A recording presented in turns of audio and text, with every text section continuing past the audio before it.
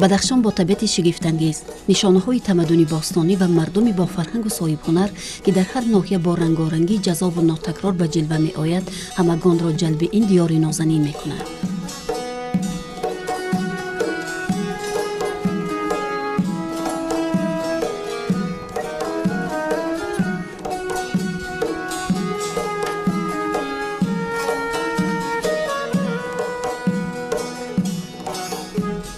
سفر در آغوش کوهستان بدخشان یک اسرار دارد. آن را نفری که به اینجا تشریف می‌آورد به خوبی احساس می‌کند. اگرچند 15-16 ساعت سوار ماشین به یک گوشه دوردست کشور سفر کردن اندکی دشواری داشته باشد هم، اما حلاوت این همه زیبایی‌های طبیعتی طلاخیز، کوه‌های سر به فلک، آب‌های مصفا و چشمه‌های گرم و سرد خستگی و دشواری را روان رفع می‌سازند. آن آب‌های شفاف و شیرین و دوابخشی که از دل و سینه کوه‌ها می‌تراوند گویا اراده از مکان خود رفتن را ندارند. عکس آفتاب در موج‌های خروشان و با سرعت این آب‌های شفابخش به چشم زده در دل مهر دیگری را جا می‌کند و تمام حشمت و بزرگی آن را نشان می‌دهد. یک گپ روسا میگه بالش سنگ و بالش خلید. ای ما ممین خیلی در جای ما برف بسیارتر شود اگر با نان بسیارتر می شود، چون که همین برف می بارد آب می شود و یخ می کند و بعد من زمین با آب اگر برف نبارد آب کم می شود. ای ما ممین خیل بنابراین برف برای ما ضرور است. واقعا راهی بدخشان افسونکار بودن طبیعت را به تشریف کنندگان ثابت می سازد. درختان سبز و قد افراخته، پلیس های طلا رنگ و ده ها جزئیات دهاتی چون در اینجا نوار فیلمی به چشم می رسد.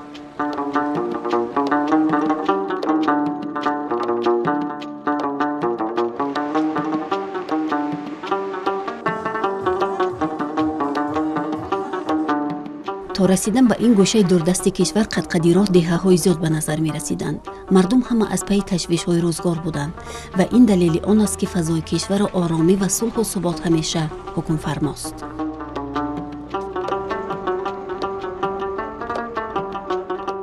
خیریت که در ریسپوبلیکای ما صلح و آسایش جایگیر کرده شده است.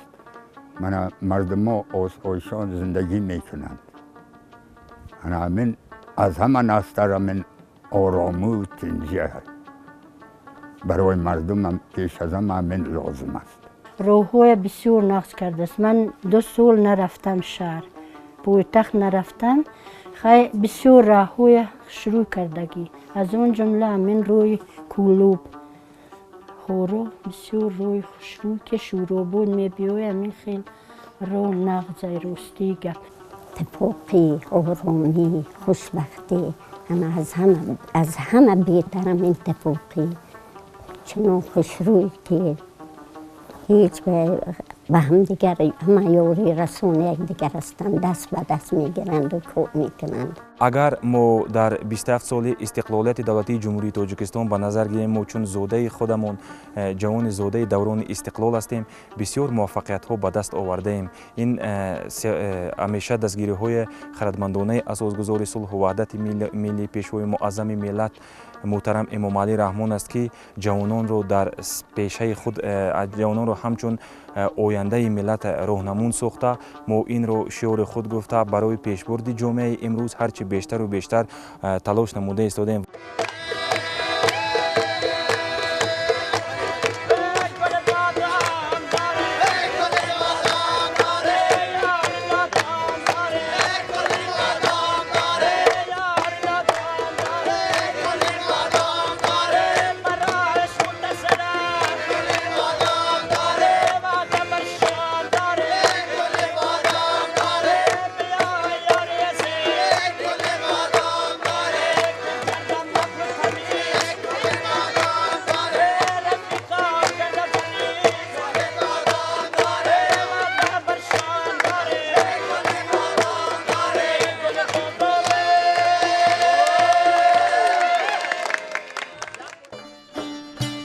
سفر تقریبا یک روزه ما در ناحیه روشان از دهه شیتس که کلید دروازه منطقه منیداد می‌گردد آغاز گردید.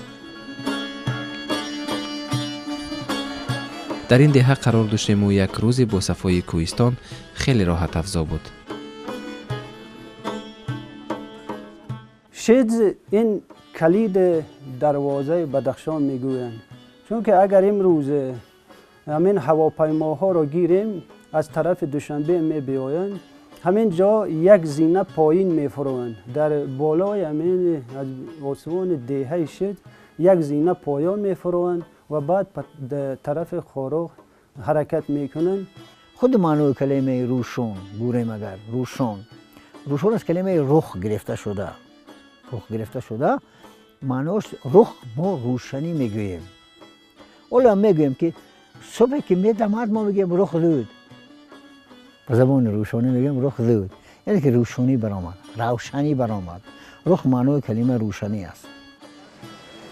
با باشندگان دهه شیدز ناحیه روشان با رسم و تعامل مردم، خوراک‌های ملی و فرهنگ و صنعت خانه‌سازی و آرایشات از نزدیک شناس گردیدیم. دقت نخستین ما را مست طرح و دیزاین خانه‌های بدخشانی که از قدیم الایام مردم این مناطق در چنین خانه‌ها زندگی می‌کنند بیشتر جلب کرد و اطراف این با ساکن دهه سبزعلی محمد صالح هم صحبت شدیم.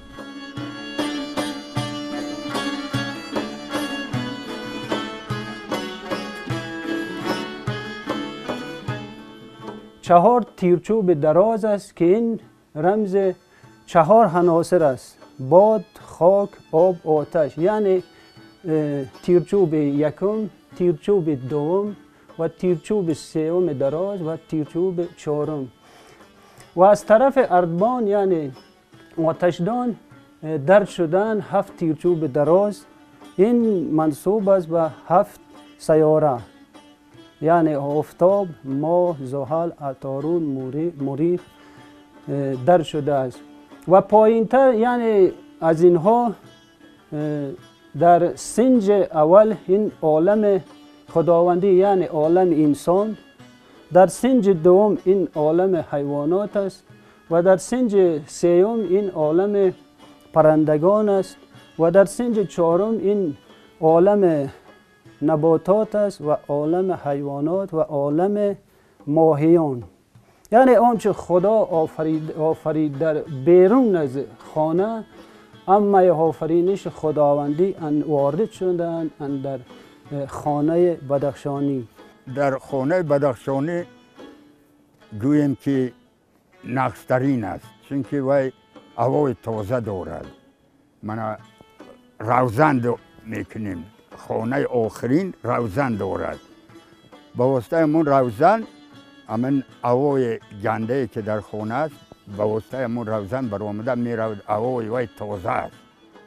برای من ما همین خانه ها به فخر میکنیم که همین خیلی خانه داریم.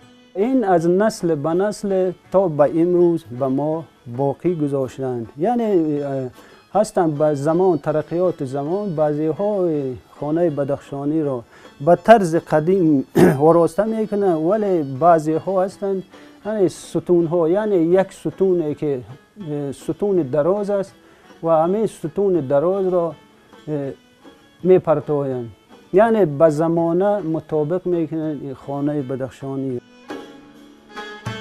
باید گفت که خانه ها گرچند به طور عادی ساخته شده باشند هم اما فلسفه بوی و غنی را دارایند. پژوهشگران سنه پیدایش خانه های بدخشانی را به عهد شاه جمشید ربط می دهند. خانه های ملی بدخشانی نه تنها بهترین شرایط برای زندگی در سختی های کوهستان است، بلکه یک خزینه غنی فرهنگ و مدنیت قدیمی این منطقه را انعکاس می کند.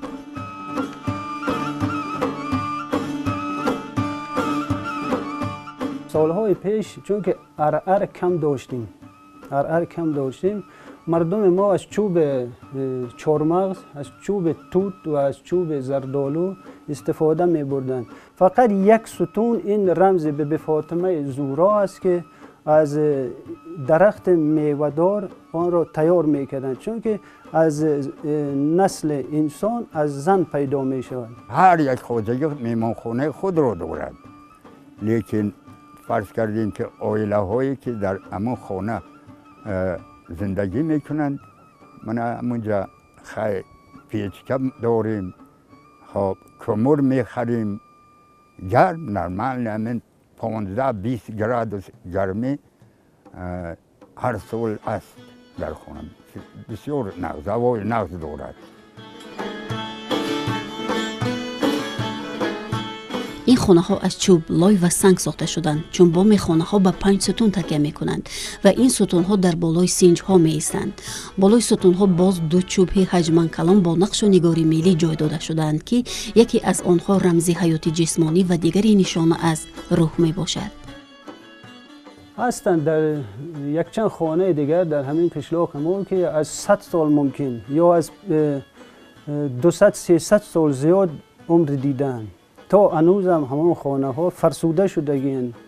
در سالهای پیش همینجا آتشدان میگوییم، آتشدان داشتیم برای اینکه در همینجا هیزم کم بود، انگشت به طرف های ما کم می آمد، وارد نمی شد. آتش همینجا می انداختیم، نان می پختیم، خراجات تیار می کردیم. همین چوب ها را از قدیم ملایان دود می زدن. دود می زدن برای اینکه را دود می زدن چون امروز کراسکه است، رنگ است. اما از قدیم ملایان همین دود قطعی همین چوب ها را دود می زدن که همین ها را کرم نخورن، سوراخ نکنن. مردم این مناطق ضمن آرایش خانه و لباس بیشتر از رنگ‌های سرخ، سفید و سبز استفاده می‌برند که این همه رمز روشنی و تازگی و پاکتینتی محسوب می‌گردد. رنگ سیاه را در آرایشات و استفاده سر و لباس منسوب نمی‌دانند. انسان ها فقط 2 رنگ داشتن، یکی سفید و دیگری مثل بور. اما برای پاکی و پاک وجدانی و آزاداندیشی بیشتر مردم ما رنگ سفید را استفاده میبرند و رنگ سرخ چون که مردم ما در یک جایگی زندگی میکردند، چون که در بینشان یک مهر، محبت، وفاداری، یکدلی و یک زبانی می بود، رنگ سرخ را استفاده می بردند. و بعضی وقتها رنگ سبز، یعنی رنگ سبز از آن جمله این طبیعت سبزی که پروردگار به انسان انعام کرده است، چون که همه رزق روزی ما از رنگ سبزی طبیعت خداوندی است که ما امروز در خانه های بدخشانی رنگ سبز را استفاده می‌بریم. طوری عیان شد در خود همین دهه کوچک با نام شید 3 یادگاری تاریخی وجود دارد. یکی قلعه محمد صالح، دیگری کهنه قلعه و سومی قلعه دیولاق محسوب می‌گردد که تا هنوز نگاه داشته می‌شوند و مردم از آنها با افتخار حفظ می‌کنند.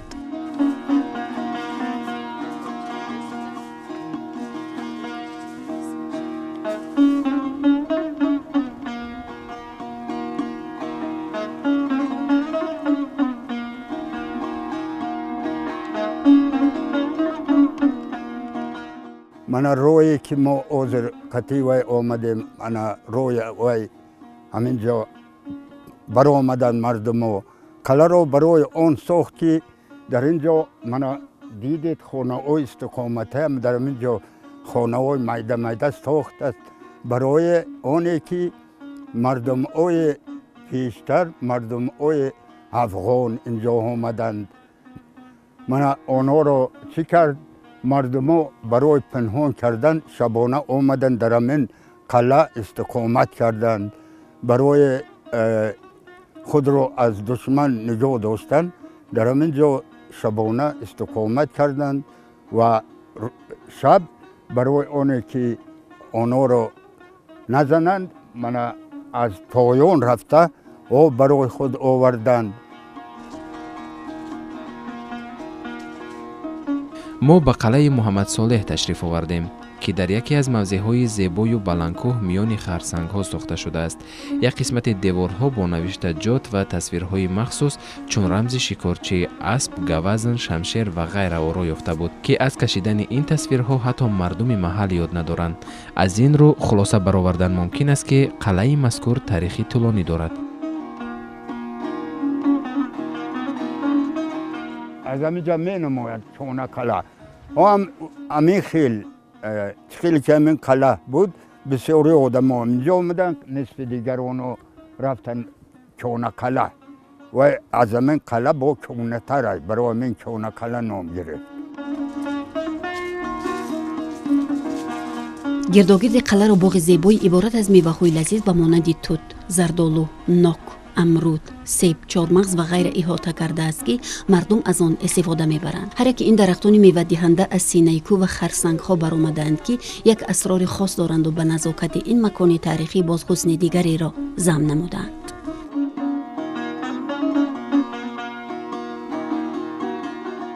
اساسا چی ما همین توت حساب از این توت پس تیار کرده میشن خیلی مردم ها زندگی با واسطه توت کردند پیش از رولوسیون اساس زندگی ما با توت بود خیلی غله هم کوریدند ما زمین و دیولاخ داریم روز داریم غله هم کوریدند لیکن اساسا همین توت بود.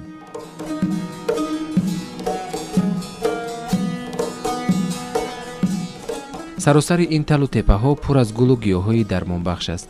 чун мавсими ҷамъоварӣ ва бастубанди ин неъмати атонамуда аст, мардум кайҳо барои доруворӣ онро ғундошта хушконидаанд ва фасли сармо қисмати онро дар хӯрок ҳамчун хушбӯӣ ва табобатӣ истифода мебаранд. از اون جمله در همین قشلوق ما هم پودینه است، خیرخیل درختون رمشک است. خوب خیلی گزنین در تمام در همین قشلوق هم یوف میشد و در همین کیهو ارخیل علفوش فو بخش هستند و یو میگیرن در سوی خوش میکنن بعد استفاده میکنن.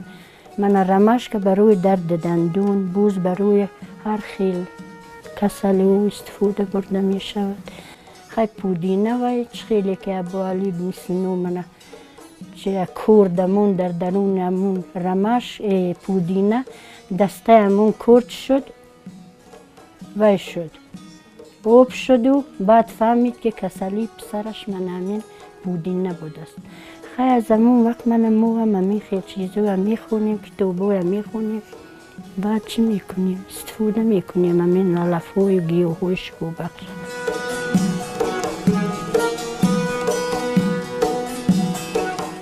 ҳар як таоми маҳаллии бадахшонӣ таърихи чандин ҳазор соларо доранду суннату тарз ва усулҳои пухтани ба худашон хосро дороянд.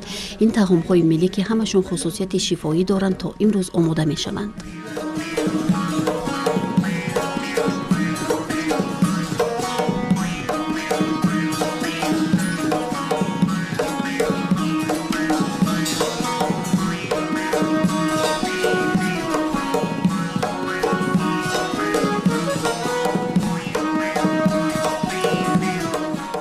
таомҳои мо аз меваҳо тайёр мешавад. яъне тобистон мо ҷавонон ин меваҳоро ҳама ҷамъ мекунем. баъдан аз меваҳо яъне пишт тайёр мекунем ва ҳарчи фоидаоварро аз меваҳо тайёр мекунем. чунин таомҳое ҳастанд ки аз пишт тайёр мекунем. яъне пиштҳо чанд хел мешавад. аз донак тайёр мешавад, аз чормағз тайёр мешавад ва аз бо равған мекунем дар дарунаш. ин пиштҳо хеле фоидаовар ҳастанд. خیلی با خوراک‌های خود ملی هم استفاده میبریم که با گرم باشد ما رو گرم نگه کنند. مثلا ما چهارمغز چی میکنیم استفاده میبریم در جای ما چهارمغز داریم هم و وی را با قطعی این توت خود چی میکنیم که زمستان با برای ما گرمتر باشد. ما زنون بدخشونم بعضی طعام‌های ملی رو تیار کردیم. از اون جمله من این طعام ملی ما اتوله نام دارد که این رو از زردآلو، ارد و آب تیار میکنند. خیلی این طعام برای هم فایده دارد، هم برای بسیار کسلی ها، از اون جمله کسلی قند، کسلی زکام. اگر آدم کسلی زکام به دچار شود گرم این رو میخورند بعد عرق میکنن کسلی تیز و میشود برطرف میشود. минтақаи рӯшони бадахшон макони зардолузор аст. мардум ин меваро бештар захира мекунанд ва дар тамоми мавсим аз зардолуи хушкида хӯроки миллӣ бо номи ношхоҳпа яъне атола бо зардолу омода мекунанд. гӯё он давои беҳтарин барои бемории зуком аст.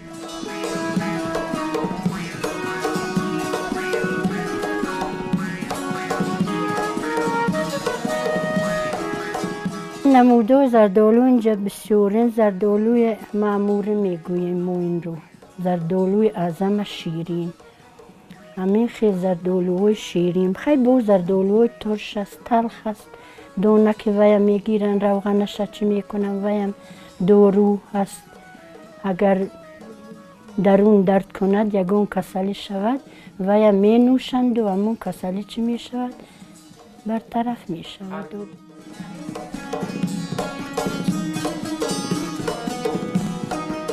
در برابر خوراک ناشکوفه به قبل بانوان بیش از 40 نوع دیگری طعام ملی در روستاهای منطقه وجود دارند به مانند آش باقلا، شیرفطیر و شیرکدو، چند نوع اوماچ، قروتاب، شیروغن، خیخزنی الوای سفید، شیربت، دلده، باچ و غیره میان مردم معمولند.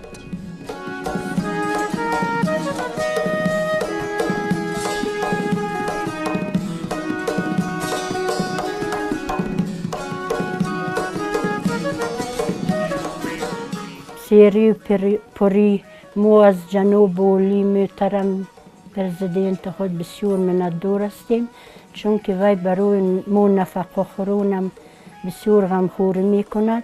نفقه مو بلند شده است. بعد موی به نظر می گیرد و مو خیلی منتداریم. شوی که جوشید مزهش می برود کمی می جوشد. وقت مزهش برآمد بعد چهارمغز می پرتوی. چهارمغز قطعی کم دیگر جوشید و مزه چهارمغز می برود و بعد وی شیر می اندازید. یکی از طعام‌های صبحگاهی مردم بدخشان شیرچای با چهارمغز است. با خاله اناردانه صبح بروقت هنگام شیرچای پزی هم صحبت شدیم. به گفت او استعمال شیرچای به طبع و ذوق هر کس وابسته است.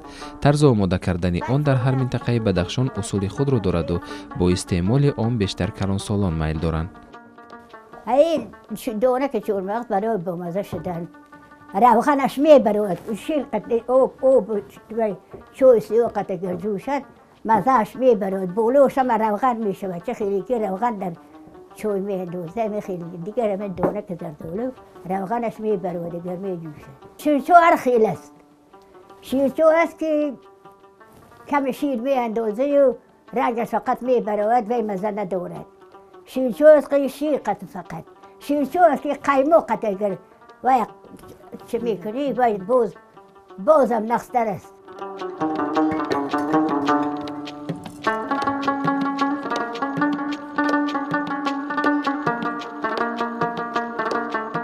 می جوشد بعد نمک می اندازیم.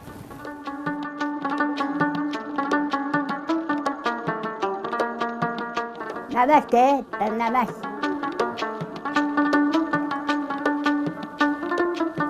بعد خوشق قطعی میگیریم.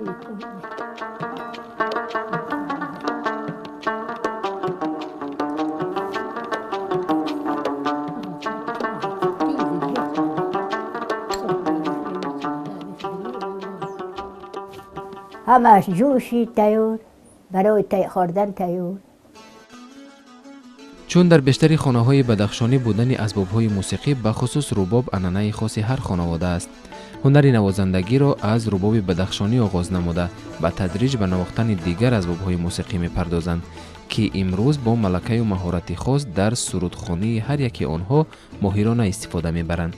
از دوره‌های دور همردیف نسیم سبک کوهساران آوازی به گوش می‌رسید.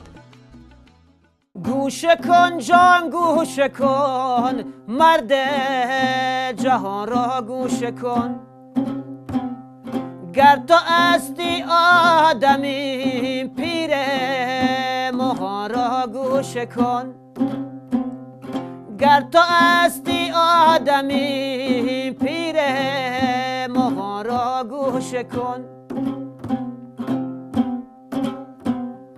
از بدن دایم ازر کن عاقله را گوش کن از بدن دایم ازر کن عاقله را گوش کن لفظ یک خلق دانو هر زبان را گوش کن لفظ یک خلق دانو هر زبان را گوش کن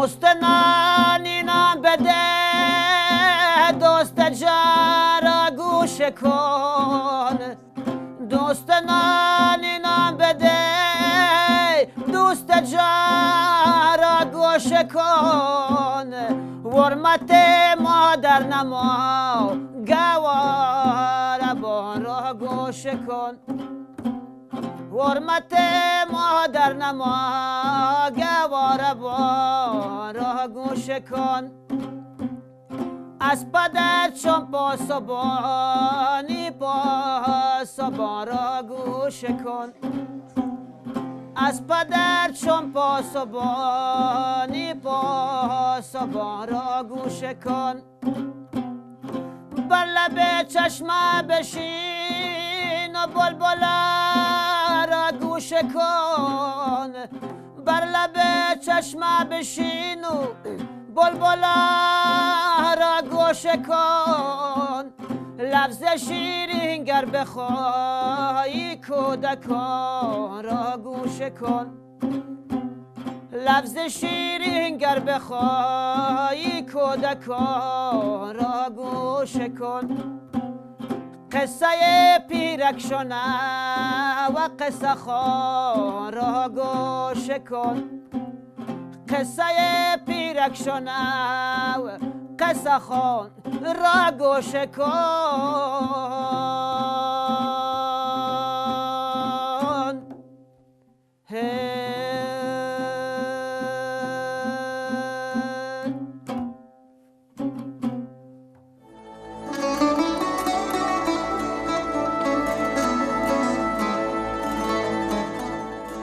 عجوبت سفر باز در آن بود که راه کوهی خیلی زیاد بود. مهمترین و جالبترین مشاهده این به چشم رسیدن سیاحان خارجی بود که یکی دوچرخه سوار پیش می رفت و گروه سرگرم تماشای یادگاری های تاریخی و مفزه های دلنشین این دیار بودند. و قبل بابای غلام نیزارف امسال تشریف سیاحان به منطقه از سالهای قبلی دیده بیشتر به مشاهده رسید. میگوید سال رشد سیاحی و هنرهای مردمی به ساکنان فایده معنوی و اقتصادی آورد.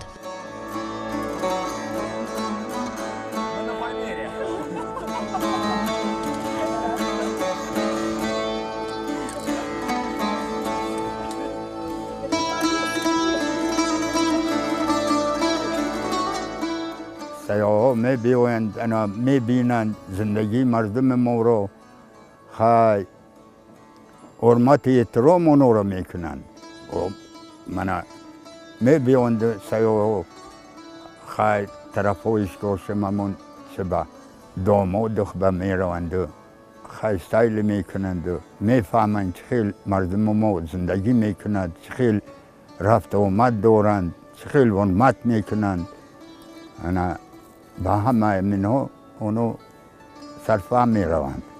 با تشبث پیشوای ملت پرزیدنت جمهوری تاجیکستان سال 2018 سال رشد سیاحی و هنرهای مردمی اعلان گردید و مردم سرزمین روشنزمین هم از این معرکه در کنار نماندند. هنر و هنرمندی را رشد دادند و چندین نفر سیاحان از این مکان دیدن نمودند.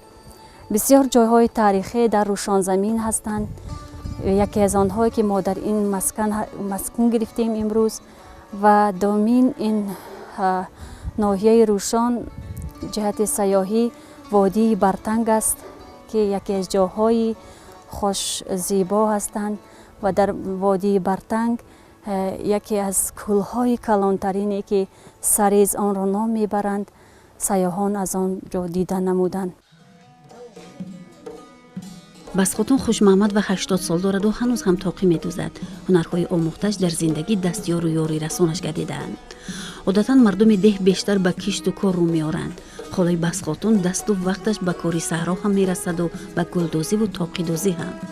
محصول دستانش رو میفروشد و با مبلغ آن به خاندان خود مدد میرساند. این تاقی ها البته از زمانهای خیلی پیش هم وجود داشتند. من این هنر رو از اپم یاد گرفتم، لیکن وقتی که همون دوره ها اپم می دوخت من البته اونقدر باوی اونس نگرفته بودم. وسته این چیز اکنون آموی شد، طلبات به این توپه ها خیلی زیاد شدند. برای همین من هم سر کردم و اول البته کار مشکل بود، نتوانستم. هسته خیلی مجبور شدم، مجبور کردم خود رو و عاقبت نه این رویور گرفتم. این توپه ها 3 خیل میشن، یکیشون 6 پره دارن، یکیشون 4 پره. این بوزنه میگن که معقول برای ما. البته بوزر من نبیرم رو یو دو دستادم کلینم میدوزد، چون که اکنون سن سال من رفت. بعد از اون به من میراث گذاشت. من باز به کلینم و به نبیره چم یاد میدم و به او میراث میگذارم. عمرش به 80 رسیده باشد هم تا هنوز از هنرمندی دل کندنی نیست. عین حال او برای عروسان و دیگر مشتریان تاقی آماده می نماید. در صحبت معلوم گردید که به دختن تاقی مشغول است و در زودترین فرصت باید آن را آماده کند.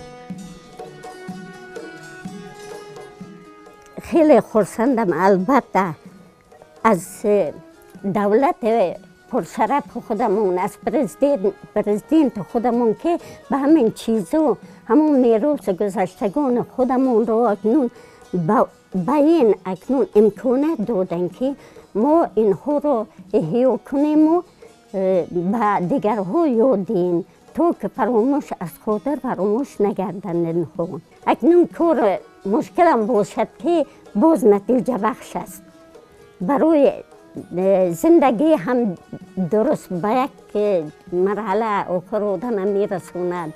بعد نه 3 روز می بافیم، بعد از اون این 3 روز های به همین متو اکنون چه میکنیم میدوزیم و البته درونش به اکنون متوی جنس اگر باشد با بهتر، چون که جنس اکنون اینها رو ترنگک نگاه میدارد.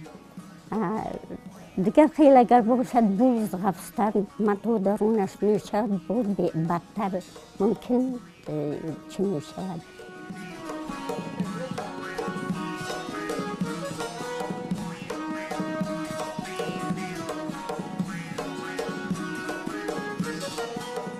بانوی دیگر امان بگیم بافنده چیردست است که محصول موینه زیبایش به مثل جوراب، ژمپیر و شال سیر خریدارند. وقتای آخر برخی از بانوان ترک رساندگی میکنند و در تیار نمودن محصولات دستی از رشته سینتتیکی وارداتی استفاده میبرند.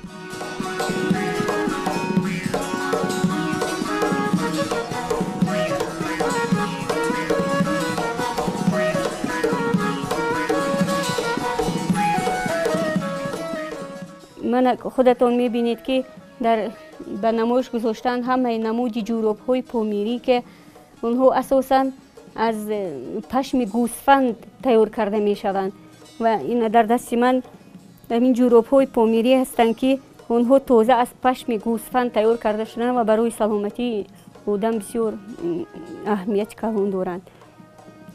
و این نمودی جوراب ها اساساً جوراب های روشانی می باشند. من این جوراب های هستند که اینها جوراب های مردم برتنگ اساساً هستند و با زنان ما با هنرهای خود جزودان ها رو میکنند، تیار میکنند از پشم گوسفند. ارخیله جزودان ها برای دخترها ها رو تیار میکنند. رنگ جلودار چشمفریب است و دیر نمی پاید، ولی بهای اساسی را خریدار به مالمان از روی نشانه های صفت می دهد. مال از رشته های محلی تیار شده گرم و بداشت است و اگر زیبا دخته شود نظیر ندارد، میگوید این هنرمند. خانواده امان بگیم نظر و در دهات نمونوی محسوب می شوند.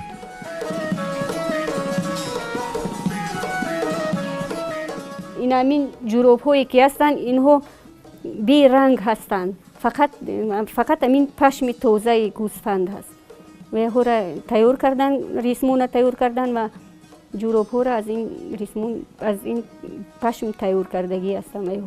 خریداران البته جوراب های تازه پشمین نسبت همین جوراب های رنگی که وی ها رشتهشون و سونی می باشند نسبتا زیادتر هستند و نرخ اینها هم قیمتتر است. بیشتر سیاحان توجه میکنند برای خریدن من این خیلی جوراب ها.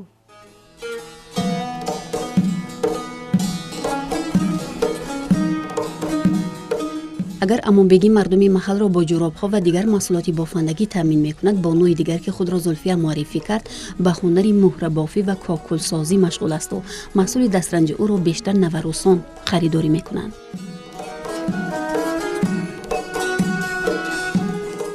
اقدام نیک پیشوای ملت اساسگزار صلح و وحدت ملی پرزیدنت جمهوری تاجیکستان محترم امام علی رحمان باز آن هنرهای اجدادان ما رو از نو احیا کنیم، زیرا که آن هنرهای از بین الکای رفتن و ما توانستیم در این سال آن را از نو برقرار کنیم. من خیلی که دیده شاهد آن گشتید، عروسان نازنین روشن زمین یگان عروس به موی باف به خانه داماد قدم نمیماند و اینچنین باز با مهره هستند. موی باف‌هایی که آنها را از رشته سنی و موی باف‌هایی هستند که آن را ما با رشته پشمین تیار میکنیم. از پشم گوسفند آنها را تمام کرده، سپس آن را در وقتهای قدیم ما توانستیم آنها را این طور تیار نماییم، زیرا رشته سفیدی که بود آن را رنگ کردن توسط چیزهای طبیعی، یعنی از پوست درختان یا از سبزوات یعنی لبلبو آن را رنگ می کردیم. حاضر باشد در مغازه ها رشته های سنی هستند و فرق بین آنها بسیار فرقیت کلان دارند، زیرا آنها به سلامتی انسان خیلی فایده آور هستند. در مهره و کوکل‌های تیار نموده‌شان بیشتر رنگ سرخ و سفید استفاده شده است. رنگ سفید رمز پاکیزگی و خوشبختی است. در آنها همبستگی انسان با طبیعت و 4 عنصر آن، خاک، آب، آتش و باد با شکل‌های گوناگون تجسم یافته‌اند. ببینید که آرایشات لباس ملی بدخشانی خیلی زیبا و در عین زمان خاکسارانه است و در آن زرحل‌ها و رنگ‌های جلودار استفاده نمی‌شود، بیان می‌دارد او.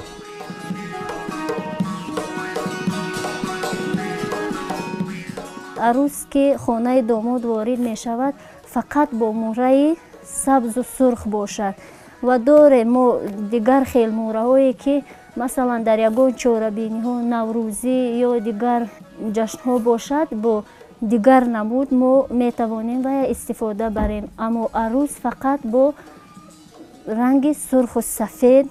یگان عروس بدخشانی وارد خانه داماد به موی باف و به مهره و به توقی بدخشانی وارد خانه داماد نمی شود. این رمز است که به ما از اجدادان ما میراث مانده است. بعد نیز فیروزی شمال عجیبی در این ناحیه به وزیدن درآمد. کسی اسرار این شمال ناگهانی را گفته نمیتواند و آن را نیز چون یک نعمت طبیعت میدانند. در فضای این نسیم فارم زنهای کهنسال بالای سنگهای حجما کلان که در نزد حولی هر یک باشنده محل جایگیر است توت نرم میکنند که آن را توت پست مینامند. من تو دادم خو بعدم قاق چخه ما توت را چینده بعد آن را در آفتاب خشک میکنیم. بعد از خشک کردن آن را بالای چنین سنگ ها نرم میکنیم. اگر مقداری زیاد باشد آن را به آسیاب میبریم. ما این را توت پست میگوییم. توت پست برای گرده دوای خوب است. توت را همین خیل هم بسیار استفاده میبریم. امسال توت بسیار شد. ما الکی برای فصل زمستان با چنین اصول ذخیره کردیم. انا این هم تیار شد.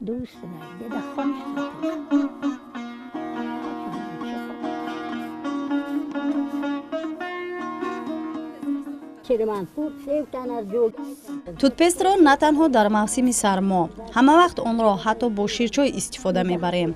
بعضی ها با میوه توت، دانه زردآلو و چهارمغز علاوه میکنند که این باز فایده بخشتر است. ما نیز با این چهارمغز آمیخته کردیم.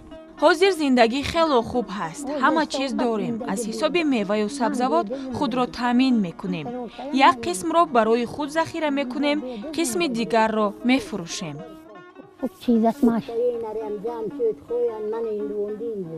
تمام گیاهای ما شفا بخشند. ما همیشه آنها را جمع آوری میکنیم.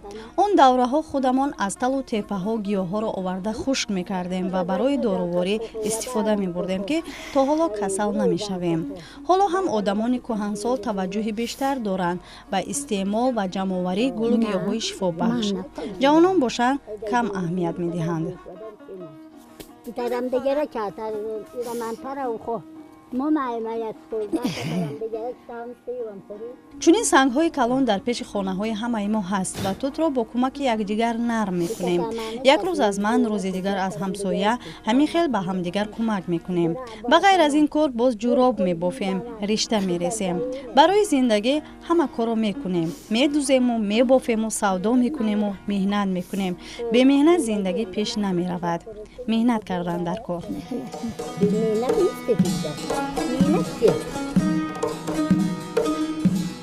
ساکنان این منطقه یادگاری‌های تاریخی را چون دارایی طبیعی منطقه ثروت بی‌نظیر می‌دانند و در حفظ آن در برابر دولت خود را غمخوار و مسئول می‌شمارند.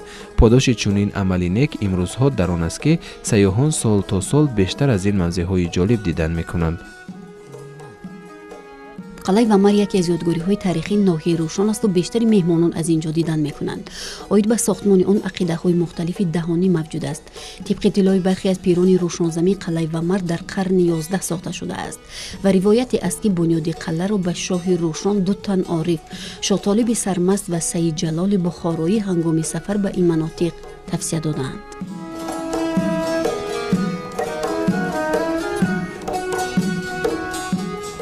تو دوره‌ای که اصطلاح افغان روشن حکومتداری خود داشت و همین قلعه سرچشمه حاکمی مردم روشن به حساب میرفت. سال 1918 در روشن انقلاب اکتبر غلبه کرد و مردم روشن انقلاب اکتبر رو خوش پذیرفتند. خود بهار سال 1918 در روشن یک آشوب شد علیه حاکمان قبل از انقلابی، آنهایی که حاکمان بخارا بودن اون دوره. آشوب شد و نه در همین قلعه حاکمان بخارا از همین قلعه با مردم آشوب شده تیر میکشودند، ولی مردم آشوب زده با بیل کلند آمدند. این قلعه شاید در جای قدیمه قلعه‌های سوخته که تا زمان ما حفظ نشده است ساخته شده است و اخیراً در آن شاه فرهاد حکمرانی کرده است. سال 1843 سلیمان خان عبدالرحمن بعد از عمکش عبدالعزیز خان حاکم روشن و برتنگ تعیین می شود و قلعه را به طریق حشر از نو تعمیر می کند. میدان عمومی این موضع 1.5 هکتار بوده. قلعه 3 دروازه و 6 توپخانه داشت.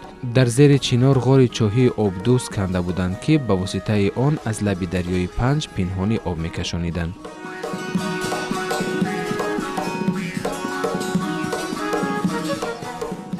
ومر این نام قدیمه است. نام قدیمه اوریانی است که معنایش وسیع مرز زمین است.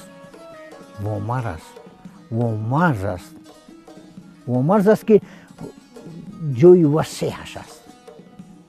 اما در ادبیات امروزه جهان، در ادبیات علمی روسی، این با نام شهر قلعه ومر یادداشت می شود. قلعه ومر یعنی قلعه ومر است. اما تمام دهات از دهه شید سرکرده تا دهه شجاع این تابعیت قلعه ومر بود. همین طریق قلعه ومر در طول سالها ساخته می شود و دیوارهای آن تا 10 متر بلندی و 3 متر پناهی داشتند. مناره قلعه تا به 15 متر بالا برداشته با پورگی انداوه شد. استادهای دیوارگر برای در نتیجه زمین لرزه ویرانه شدن دیوارهای قلعه در مابین هر یک 2 متری دیوار چوبهای غفص جایگیر کردند که این اصول دیوارهای قلعه را مستحکم نگاه می دارد.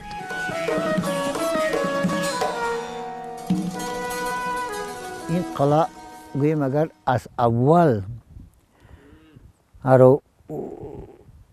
جوی صلح و امانی همین ملک بود، همین میماند و امروز هم همین است که همین قلعه باعث خوشبختی و کاملانی مردم روشان است که ما میفخریم به همین قلعه که زندگی آسوده حالانه مردم روشان از همین قلعه سر میشد.